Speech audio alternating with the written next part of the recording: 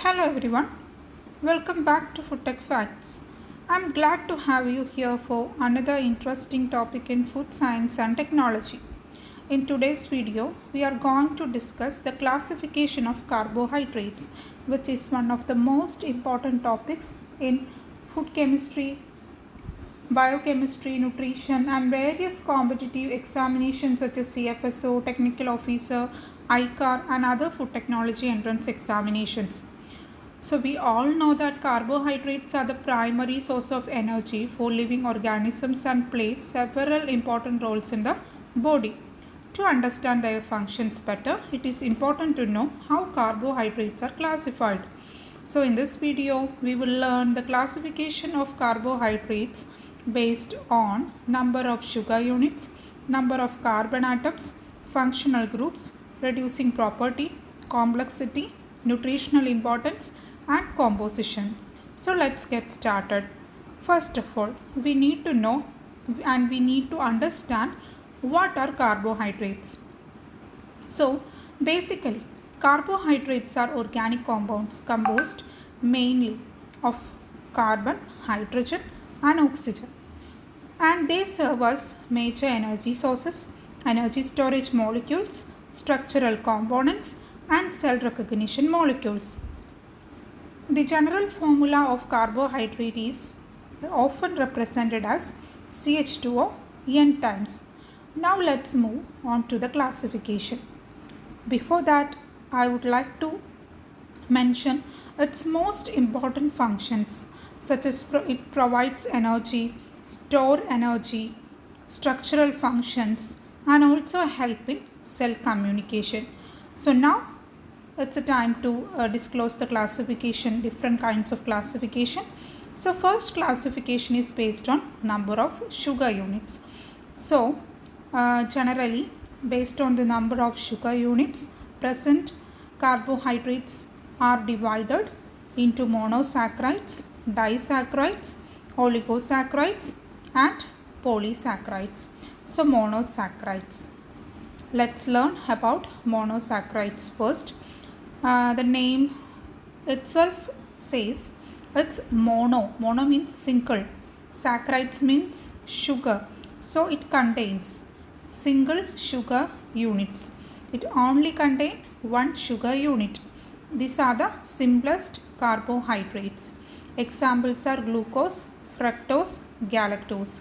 Its main functions are noted here, such as immediate energy source and also building blocks of larger carbohydrates. The next classification type is disaccharides. So disaccharides, di means two. So saccharides again it's sugar. So two sugar units will be there, and these sugar units joined by a glycosidic bond.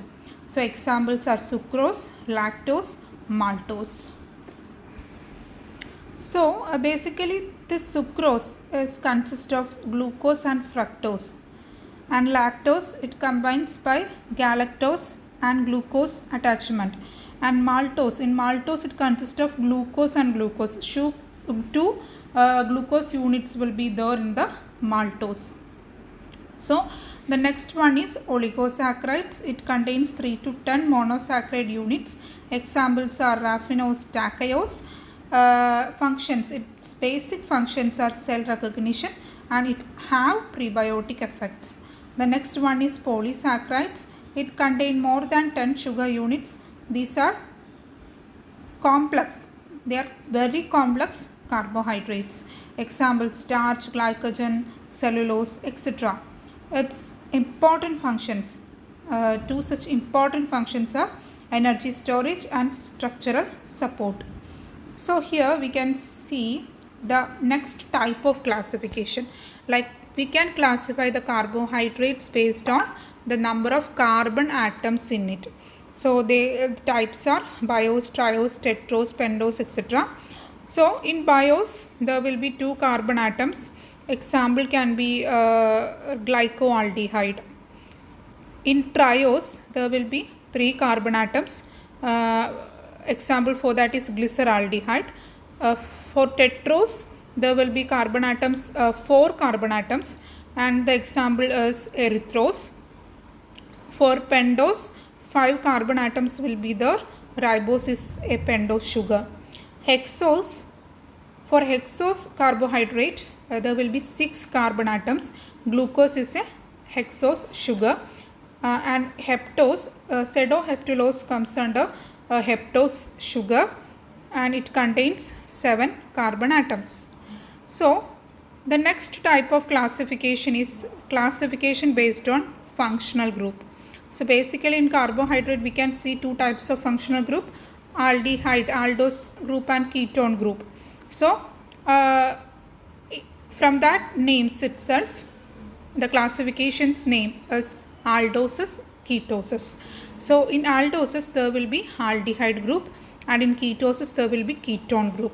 Glucose is an aldose sugar, at the same time fructose is a ketose sugar. Next type of classification is based on reducing property.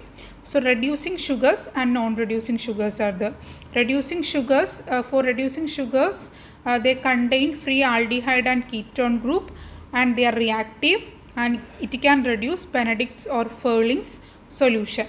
Examples are glucose, lactose, galactose, maltose, etc. Non-reducing sugars. The one important example of non-reducing sugar is sucrose. It cannot reduce Benedict's solution, and it doesn't have any aldehyde or ketone group free for the reaction. The next classification is based on complexity of carbohydrates. In that manner, we can divide the carbohydrates into simple and complex. The simple carbohydrates are easily digestible sugars, and complex carbohydrates are not like that. It contains long chains of sugar units. So, for example of simple carbohydrates are glucose, fructose, sucrose. They provide quick energy. That's the importance. The complex carbohydrates are starch, cellulose, glycogen.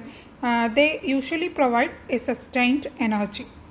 So, here we can see some pictures of simple carbohydrates and complex carbohydrates here. So, next classification is based on nutritional importance of carbohydrates. So, in that case, the carbohydrates are classified into 2, available carbohydrates and unavailable carbohydrates. So, in the case of available carbohydrates, it can be digested and absorbed by the body very easily. The unavailable carbohydrates, they cannot be completely digested by the body. Glucose, starch are the examples of available carbohydrates. They usually provide energy. Cellulose, dietary fiber are unavailable carbohydrates. They help in digestion and bowel movement of the body. So, next classification is based on the composition of carbohydrates. So, in that case, the carbohydrates can be classified into homopolysaccharides and heteropolysaccharides. This classification comes under in the polysaccharide section 2, or we can say in a separate manner like this too.